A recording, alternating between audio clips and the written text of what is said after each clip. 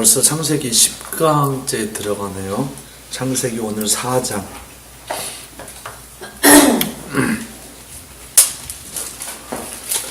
창세기 4장 말씀 아껴보도록 하시겠습니다.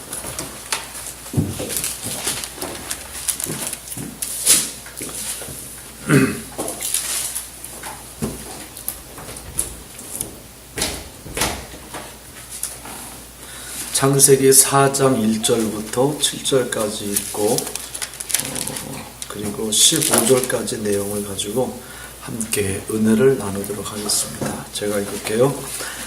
아담이 그의 아내 하와와 동침하매 하와가 임신하여 가인을 낳고 이르되 내가 여호와로 말미암아 득남하였다 하니라.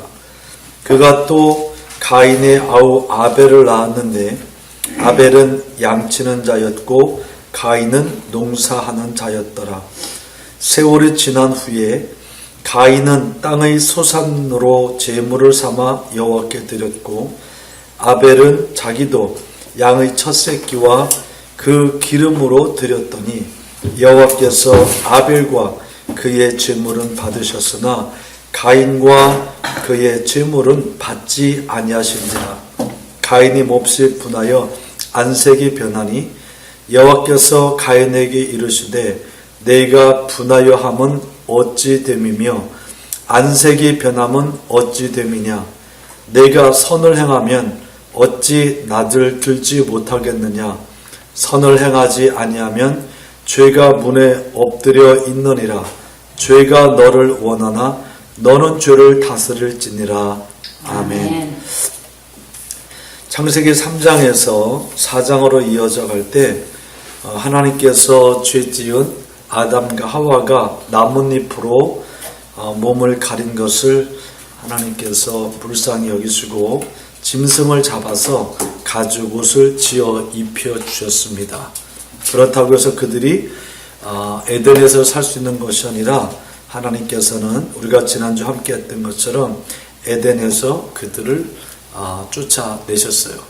그 쫓아내신 이유는 생명을 알게 하는 생명나무의 열매를 먹고 영생할까. 곧 하나님의 말씀이 이루어져야 되는데 인간의 의도성을 가지고 하나님의 말씀을 이루어지지 않을 수 있는 일이 있을 수 있겠다. 하나님이 생각하시고 그들을 에덴에서 쫓아냈다라고 그렇게 볼 수 있습니다.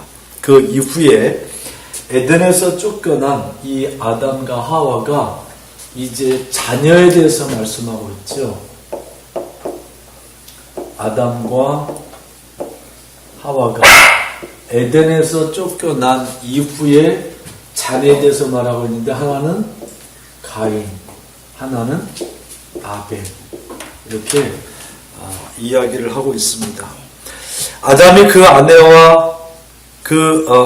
그의 아내 하와와 동침했다라고 여기서 최초에 이제 동침했다라는 말을 쓰게 되면서 하와가 임신하여 가인을 낳았고 이렇게 말합니다. 내가 여호와로 인해서 득남했다. 하나님께서 나에게 아들을 주었다라고 그렇게 이름을 지어주는데 이 가인의 이름은 누가 지었어요?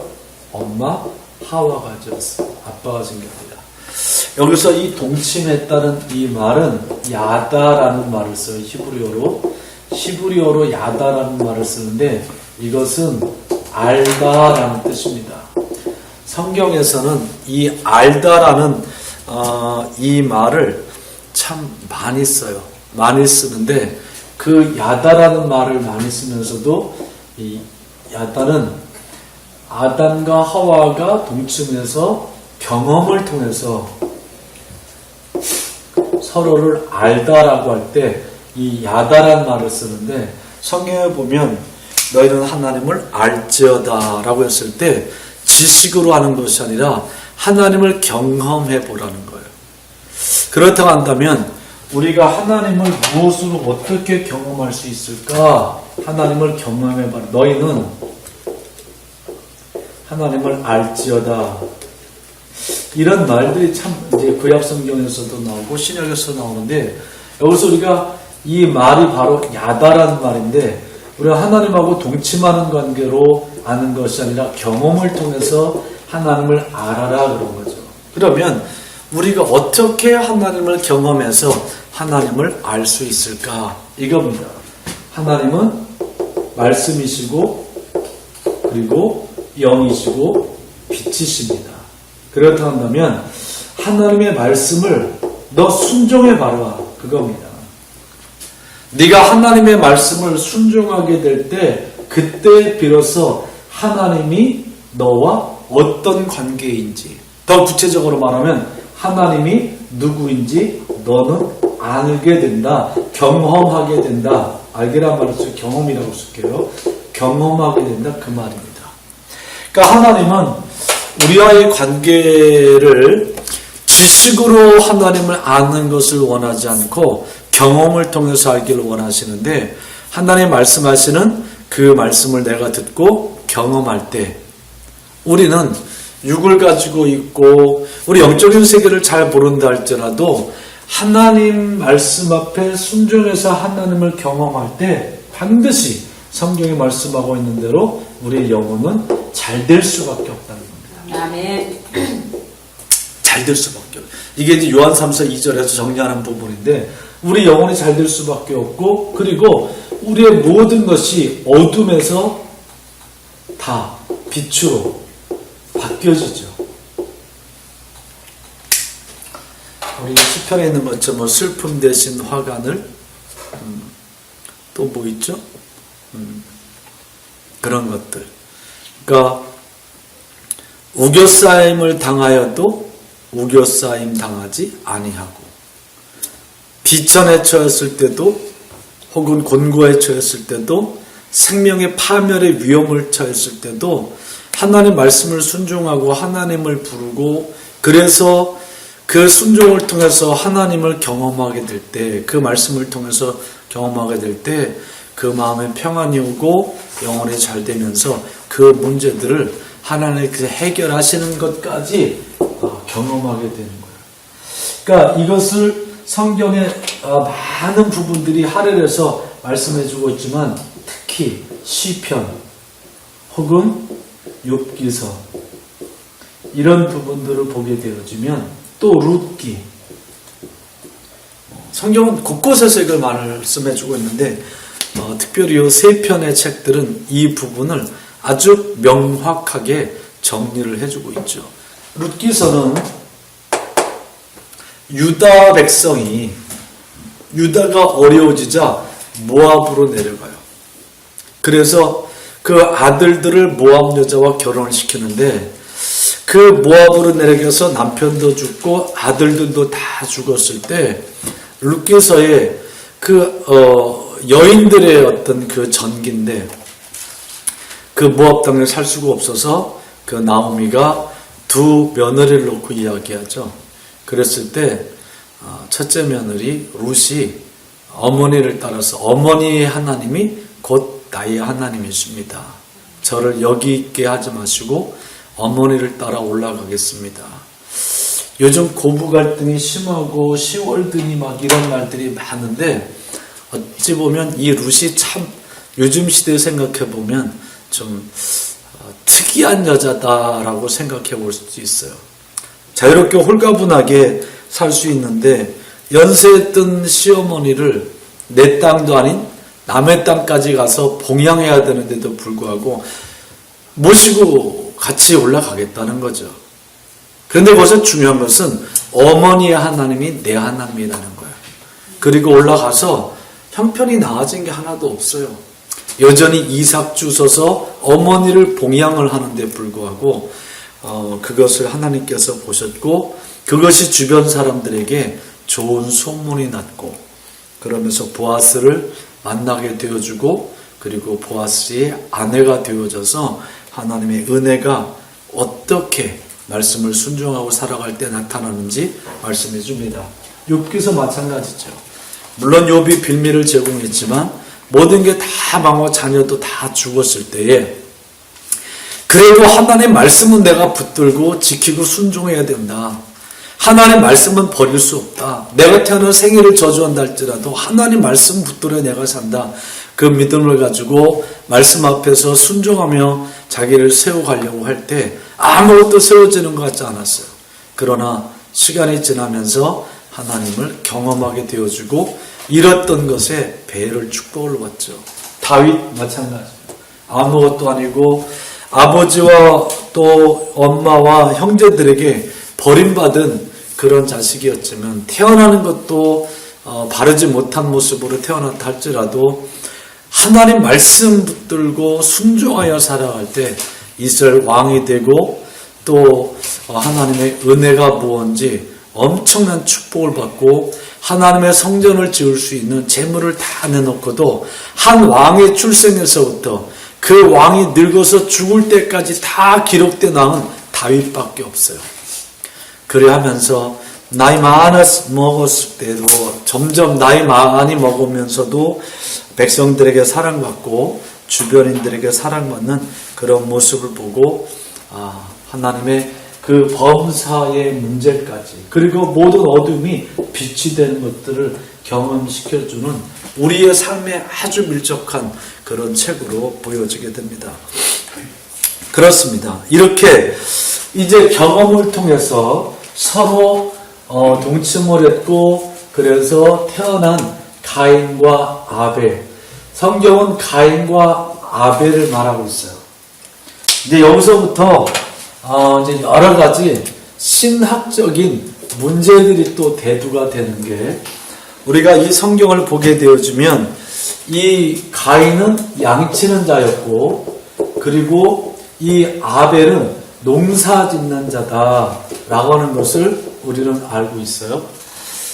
근데 제가 조금 앞서가서 말씀을 드린다고 한다면 둘이 제사를 드릴 때 하나님이 가인의 제사를 안 받으셔서 이 가인이 아벨을 때려 죽였어요. 그리고 아벨이 도망가게 되었는데 이 성경에 보면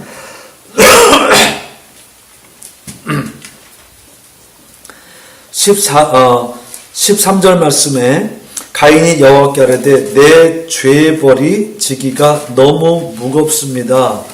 주께서 오늘 이 지면에서 나를 쫓아내시온즉 내가 주의 낯을 배웁지 못하리이다. 내가 땅에서 피하며 유리하는 자가 될지라 무릇 나를 만나는 자마다 나를 죽이겠나이다 라고 그렇게 말하게 됩니다.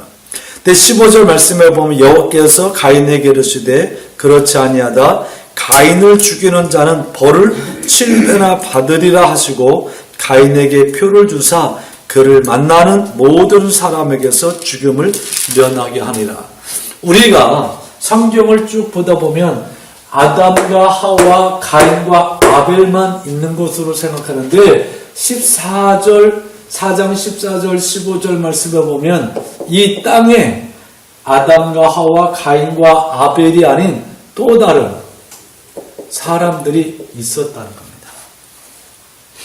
그리고 이 가인이 아벨을 죽인 소문이 분명히 퍼져나간다는 겁니다. 그러면 이 사람들이 자기를 죽일 것이다라고 두려워할 때 하나님께서는 이렇게 말씀하세요.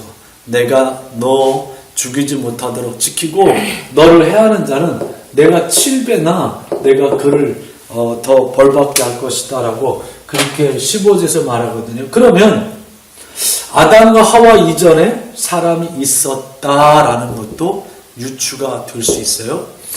가인과 아벨뿐만 아니라 더 많은 사람들이 아담과 하와의 자손이 아는 모습으로 있을 수 있겠다라는 유추를 할 수 있는데 그것이 하버드 신학에서 나온 신학입니다. 이것이 지금 이단들이 가지고 있는 그런 신학이고 특히 그 귀신론에 강한 그 잘못된 귀신론을 가지고 있는 베레아, 김기동 그쪽에서 이것을 엄청나게 부각을 시키면서 수없이 많은 사람들 가운데서 하나님께서 아담을 선택했고 가인을 선택했고 하와를 선택했고 그래서 한 몸이 되게 했고 그래서 하나님은 그들을 축복하면서 축복의 계승을 주기 위해서 사람을 선택했다라는 선택론이에요. 이것을 가지고. 그런데 창세기 우리가 공부했지만 1장 26절 27절 말씀에 보면 하나님이 사람이 없을 때 이렇게 말씀하세요. 우리의 형상대로 그리고 우리의 모양대로 남자와 여자가 히브리어로 뭐라고 했죠? 너케바. 그렇게 잘 배우고 쫓아다니더니 여자를 만들자라고 했단 말이죠. 사람이 없을 때.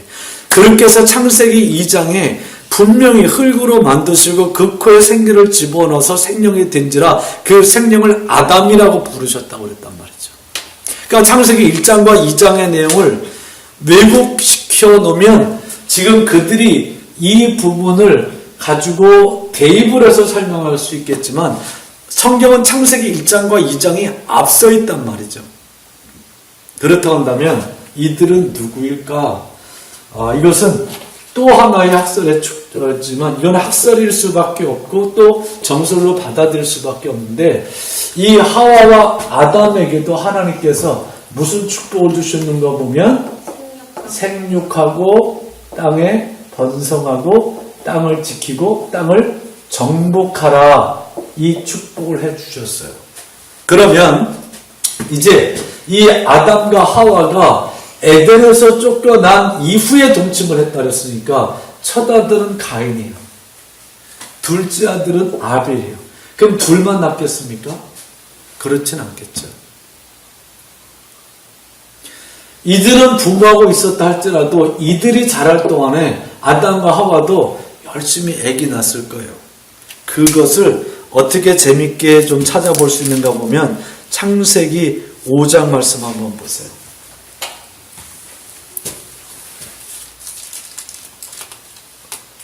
5장 1절부터 제가 5절까지 읽어볼게요. 이것은 아담의 계보를 적은 책이니라. 하나님이 사람을 창조하실 때에 사람의 모양대로 지으시되 누구를? 아담을. 남자와 여자를 창조하셨고 그들이 창조되던 날에 하나님이 그들에게 복을 주시고 그들의 이름을 사람이라 일컬으셨더라. 아담은 130세에 자기 모양 곧 자기 형상과 같은 아들을 낳아 이름을 뭐라고 했다고요? 셋이라고 했죠. 성경은 창세기 4장에서는 가인과 아벨만 나오는데 여기 셋이 나오는데 몇 살에 낳았다는 거예요? 130 몇 살? 5세에 기록하고 있잖아요. 130세 135가 아니라 130세에 셋을 낳았다는 거예요. 그러면 이 셋은 어떻게 해서 생긴 아들일까? 보게 되어지면 25절 4장 25절 말씀에 보세요. 이제 가인이 아벨을 죽였단 말이죠.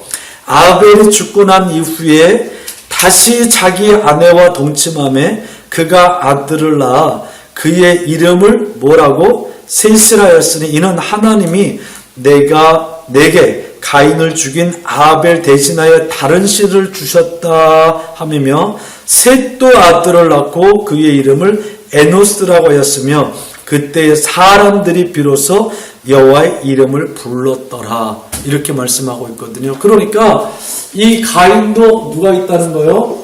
자손들이 있고 아벨도 자손들이 있고 셋도 자손들이 얼마든지 있을 수 있다는 거죠. 그럼 이들이 계속 퍼져나갔다는 얘기죠. 또 성경을 보게 되어지면 130세 자기 모양 창세기 5장 3절 말씀에 자기 모양 곧 자기 형상과 같은 아들을 낳아 이름을 셋이라고 했고 셋을 낳은 이후에 130살에 아들 셋을 낳고 몇 년 동안? 930살 800년을 자녀를 낳으면서 살았다는 거예요. 800년 동안. 네. 그러니까 플러스 하면 이 아담이 전부 930년 살았다는 거예요. 그러면 이 아담이 셋만 낳은 게 아니죠. 성경은 자손들을 다 적지 않고 어떤 하나님의 역사적 관점에서 볼 때 필요한 인물들만 적어 나가는 모습들을 보여. 우리가 출애굽기를 읽고 또 민수기를 지금 이렇게 쭉 읽고 하는데 보세요. 거기 보면 누구 아들 누구 아들 누구, 그 아들 중에 그 아들이 하나밖에 없겠냐고요. 다른 아들들이 또 있지만 그 다른 아들들보다 그 아들 누구, 그 사람을 통해서 하나님의 역사가 이 땅에 어떻게 이루어져 가는지 그 관점에서 볼 필요가 있고, 그 관점에서 본다 한다면 이후에 있는 이 다른 사람이라고 생각하는 것은 생육과 번성을 통해서 아담과 하와를 통해서 나오는 자손들이고, 그리고 곧 인류가 이 땅에 훨씬 우리가 생각한 것마다 더 많이 퍼져 나가게 됐다는 겁니다. 창세기 4장 26절에서 말씀하고 있는 것처럼 셋도 에노스라고 하는 아들을 낳았는데, 6절 말씀에 보면 셋은 105세에 에노스를 낳았고 에노스를 낳은 후 807년을 지내며 자녀를 낳다가 910세를 살고 죽었대요. 그러니까 이제 여기서부터 창세기 5장을 쭉 읽다 보면 첫 애를 낳는 시기가 뭐 20 몇 세, 30세 좀 이게 아니라 90세, 100세, 보통 그 시대에 그 정도 이렇게 살다가 첫 애를 낳고 보통 800년은 살더라고요. 800년 살다가 애를 낳았는데 제일 궁금한 게 몇 명이나 낳고 죽었을까? 근데 성경은 그걸 말해주지 않기 때문에 알 수가 없어요. 제가 한번 그러면 몇 명이나 낳고 죽었을까? 좀 무식할지 모르지만 성경에서 셋은 몇 명이나 낳고 죽었을까 찾아보려고 하는데 여기 노는 에노스, 그 다음에 또 몇 사람 이름 나오면서 땡치고 더 이상 안 나와서 계보로만 필요한 사람들만 성경이 기록해주고 있다는 것을 더 확실하게 알게 되었습니다. 그렇다고 한다면 아담과 하와는 선택된 것이 아니라 분명히 1장에서도 그리고 2장에서도 그리고 오늘 4장에서도 그리고 또 5장에서도 보면 분명히 하나님은 아담과 하와를 뭐 하셨다고요? 창조하셨다. 인간을 창조하셨다는 겁니다. 아멘. 네. 그리고 그 창조된 아담 하와를 통해서 가인과 아벨이 이 성경에서 이제 주 무대로 나오게 되어지고, 아벨이 죽은 이후에 하나님은 셋을 다시 동침해서 셋을 낳았고, 그 이후에도 800년 동안 낳았으니 얼마나 많겠어요. 그러면 이들이 자랐고 가인이 한 짓을 알면 이럴 수도 있어요. 가인이 우리 큰아빠를 죽였네, 그럴 수도 있어요. 뭐 여기서 다 나오는 거니까. 이제 가인은 그것을 두려워할 때 하나님께서는 사람이 사람을 죽이는 이 살인, 사람이 생명을 취하는 것은 어떤 경우가 된다 하더라도 허락하지 않으신다. 이 생명의 권한은 하나님께 있다는 것을 창세기 4장에서 분명하게 말씀해 주고 있습니다. 이제 여기서 우리가 조금만 더 이렇게 살펴보는 것은, 그러면 가인과 아벨 사이에 무슨 일이 있었는가 보면, 아까 서두에 조금 말씀을 드린 것처럼 하나님 앞에 제사 드리다가 문제가 생겨서 일어났죠. 제사 드리다가 가인의 제사는 안 받았어요. 그러나 아벨의 제사는 하나님께서 받으셨어요.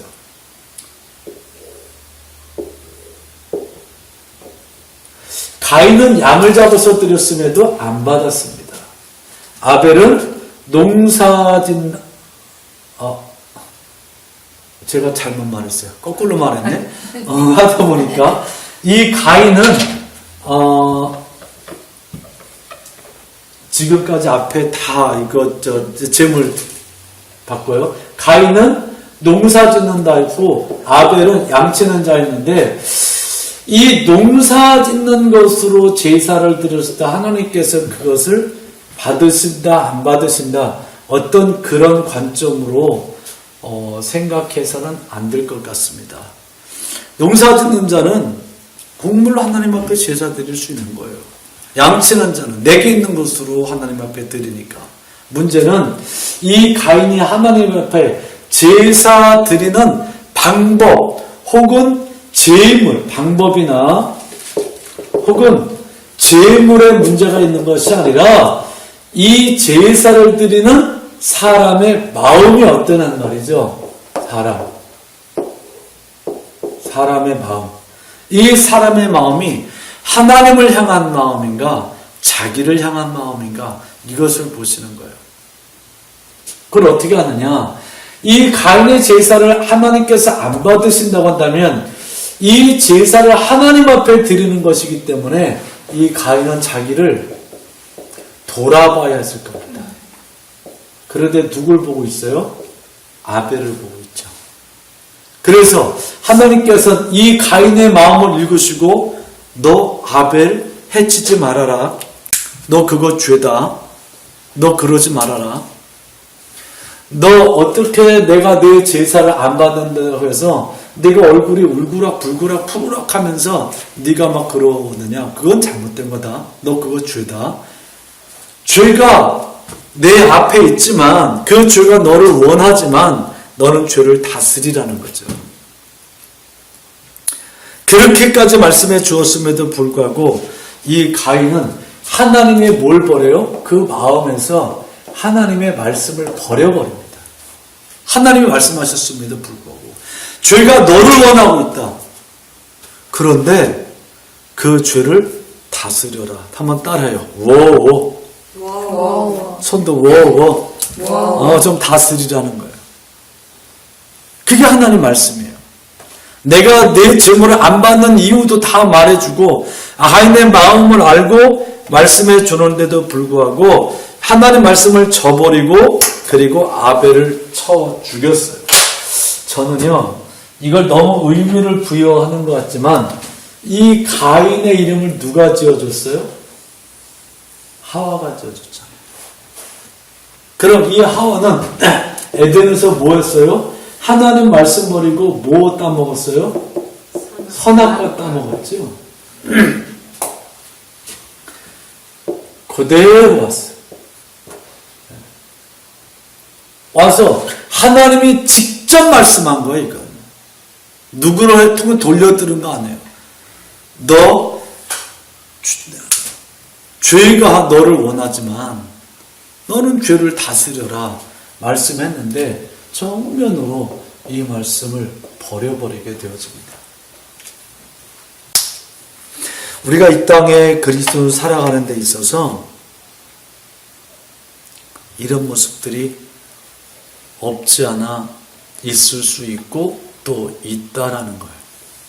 하나님 말씀을 들었고 그것을 내가 하면 안 된다는 것을 알고 있음에도 불구하고 하나님이 말씀하셨음에도 불구하고 그 말을 무시하고 내가 하고 싶은 대로 하는 것, 그것이 죄라는 겁니다. 다시 죄가 뭔지에 대해서 창세기 3장에서 말씀해주고 창세기 4장에서 정확하게 말씀해 주는 거예요. 죄란 무엇일까? 하나님의 말씀을 듣고도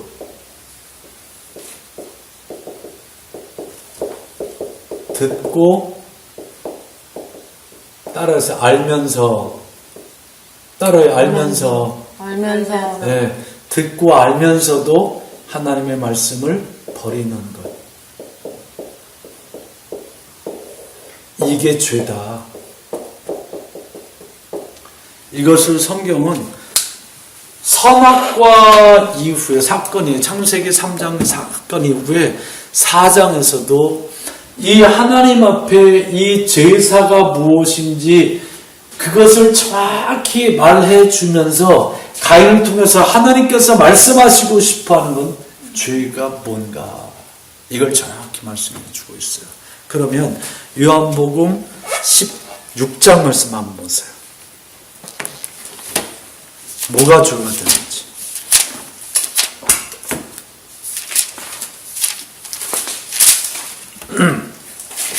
성령께서는 죄가 뭔지 우리에게 말씀해 주시는데, 자, 자, 9절 말씀, 요한복음 16장 9절 말씀 한번 읽어보고 찾아서 다 같이 읽어봐요. 요한복음 16장 9절 시작. 죄에 대하여라 함은 그들이 나를 믿지 아니함이요. 아멘. 예수 그리스도를, 예수를 믿지 않는 게 죄가 된다는 거예요. 왜 예수를 믿지 않는 게 죄가 될까? 여기서 찾으면 답이 나오죠.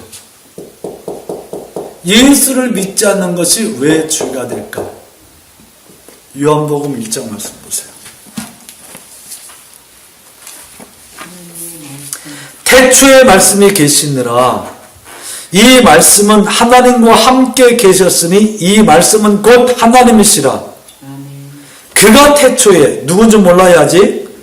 태초에 하나님과 함께 계셨고 만물이 그로 말미암아 지은 바 되었으니 지은 것이 하나도 그가 없이는 된 것이 없느니라. 그 안에 생명이 있었으니 이 생명은 사람들의 빛이라. 아멘. 그렇습니다. 그러면 그가 누굴까? 요한이 증거하는데 4절 14절 말씀 보세요. 말씀이 육신에 되어 우리 가운데 거하심에 우리가 그의 영광을 보니 아버지의 독생자의 영광이요 은혜와 진리가 충만하더라. 아멘. 태초에 말씀이 계셨고 이 말씀이 곧 하나님이신데 이 그라고 하는 이 3인칭 대명사는 그 말씀을 수식하죠. 그 말씀, 태초에 하나님과 함께 계셨던 그 말씀이 곧 3인칭으로 와서 어떤 의역화시켜서 우리에게 드러나는데 14절 말씀은 그것이 말씀이 육신이 되었다라는 겁니다. 그래서 3인칭 대명사를 쓴 거예요. 우리 가운데 그 육신이 있다는 겁니다.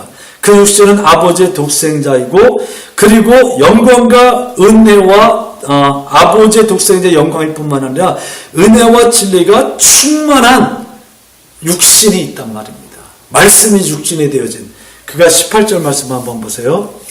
18절 말씀에 보면 본래 하나님을 본 사람이 없으되 아버지의 품속에 있는 독생자신 하나님이 나타내셨느니라 말씀하면서 16절 말씀 보세요.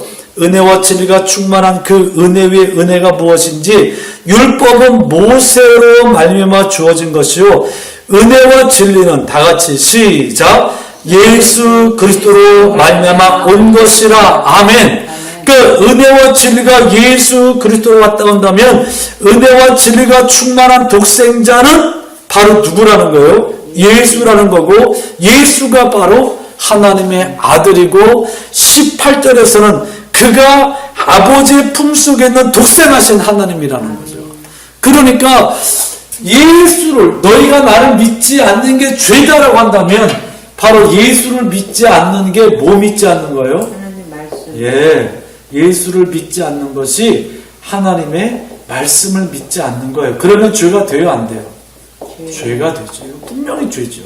예수 믿지 않는. 그래서 예수님은 요한복음 16장 말씀에서 너희가 나를 믿지 않는 것이 죄다라고 선언하실 수 있는 거예요.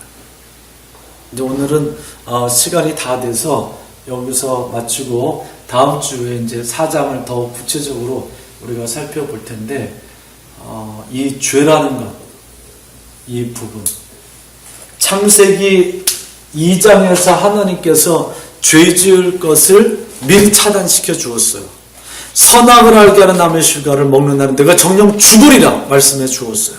죄 짓지 않을 수 있도록 해줬어요. 가인에게도